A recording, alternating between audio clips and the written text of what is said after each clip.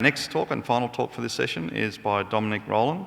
It's on the importance of forested landscapes for food security and nutrition across agricultural transitions, a multi-country analysis. Dominic's with the Centre for International Forestry Research in Indonesia and is also associated with the University of London, UK. Hi, good morning. So this is a project that's part of C4's work, trying to look at how agrarian change and changes in forests are affecting food systems, and in particular in the links between agricultural landscapes and forest landscapes. So the first question is, where's the clicker? I'll use this. So the first question is, why are forests being discussed at an agricultural and nutrition conference? Well, first of all, I would say that probably a lot of you are agroforesters and don't realize it, because 43% of agricultural land in the world has greater than 10% tree cover, which means that that classifies by the FAO as agroforestry. And at the same time, whilst a lot of farmland is forested, also a lot of forest land is farmed. So this distinction between the natural world and the agricultural world is perhaps less distinct than we would think, less binary than we would think. But forests are also important for nutrition, and we know this from studies that have shown associations between forest cover and dietary quality. And not only can you see links between survey data showing nutritional outcomes or dietary intake and tree cover, but you can also see the inverse, which is that you can see negative consequences of forest loss on dietary quality. And you can also see it in specific communities where you can analyze the sources of food intake, and you can see that direct forest food consumption is associated with nutritional and even in some cases health outcomes. So the mechanisms through which this might work is, as I just mentioned, direct consumption of forest foods, but it's also that the types of agriculture that are practiced in forested regions might be qualitatively different from other types of agriculture. And it could be that they're more diverse, higher in agroecological diversity, and they could produce more micronutrient-rich foods. And the third way is that ecosystem services might be contributing to agriculture. And there is some evidence that shows that proximity to forests improves agricultural production, and therefore forests within the landscape might have something to say about yields and productivity.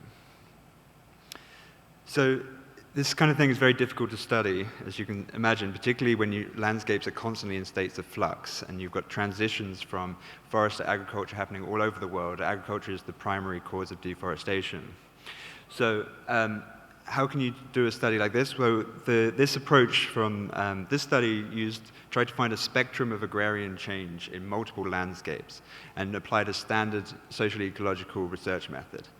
So we have 7 countries, and in each country there was a landscape that identified a transition between forest and agriculture, and we took the 2 extremes and something in the middle of those and treated these as sort of separate 21 sites in a way. And then in total, this came to over 8,000 households. And by applying this standardized methodology, which included dietary intake data, we were able to try and draw some general inferences. So this is a sort of schematic of the social ecological method, and it included everything from biodiversity surveys through to household surveys that included dietary intake, but also ecosystem service and GIS and all sorts of other things. So we applied the same methodology in each site, but this data mainly comes from the household survey data, which contains 7-day food frequency recall data alongside the household characteristics, farm variables, market integration, forest food consumption, which is the number of forest food groups that are consumed, and forest use frequency, which is the frequency of visiting forest areas. So it's very difficult to do these kind of studies, as I said. So these are really like trying to draw out general principles and inferences from the data. So because of the nested nature of the design of countries and landscapes and zones and villages and households, we use this hierarchical linear model, and we use the beta binomial model, which just essentially accounts for the over-dispersed nature of the count data.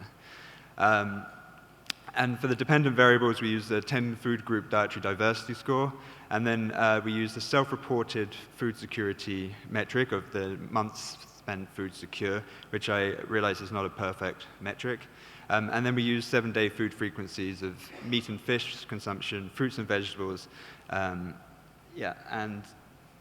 For the dependent variables, we use the market access infrastructure and forest cover and land use. These are all sort of things that happen at the sort of the location level, which is sort of included in the zone here. And then for market integration, we created our own. We wanted to see not only access to market, which would be not distance to market, which is in the zone level, but also how integrated that household is into the market system.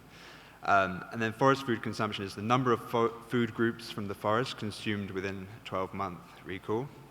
And then we also wanted to include something about fallow land to show the difference between extensive agriculture and intensive agriculture. And we controlled for wealth, off-farm work, household size, number of dependents, the education of the female head, whether they were migrant or residents, and whether they'd received financial assistance. And then we had these random intercepts for to account for the nested nature of the study. So I don't have time to go into the results for all of the outcomes, so I'm just going to pick dietary diversity and just go highlight a few of the main points. So we find, as you would expect, wealthier households have got a higher dietary diversity, and the off-farm work is contributing to higher diversity. But we also find some landscape effects that are interesting. So we find that there is a positive effect of consuming more forest foods, but the marginal effects of that are very small. So you'd have to consume from a lot more food groups in order to increase your dietary diversity substantially. We also find a positive effect of having fallow land, suggesting that perhaps it is the type of agriculture that's practiced in forested regions that is perhaps contributing to dietary diversity, and we find a positive effect of market integration. So we also looked at these interactions within the zone. So within the highly forested zone, we found that high-level forest users didn't actually have the highest dietary diversity, but it was medium-level forest users who had higher than both the high-level and the low-level, suggesting that perhaps it's a mixed livelihood strategy that incorporates forests amongst other activities that contributes to dietary diversity. Within the mixed zone, we didn't find any statistical significance at all. And then, but within the agricultural zone, we find that high-level forest users had the highest dietary diversity compared to low-level forest users, suggesting that perhaps this use of forest within more agriculturally modified zones is different from how it is in more forested zones. So this is by no means conclusive. It's not meant to be causative. It's meant to draw out general inferences from the data and sort of try and understand how landscapes change and what might be related to driving changes in diet. But the general conclusions that I would have would be that trees matter in agricultural landscapes. So we need to move away from this idea of forest and agriculture being separate systems.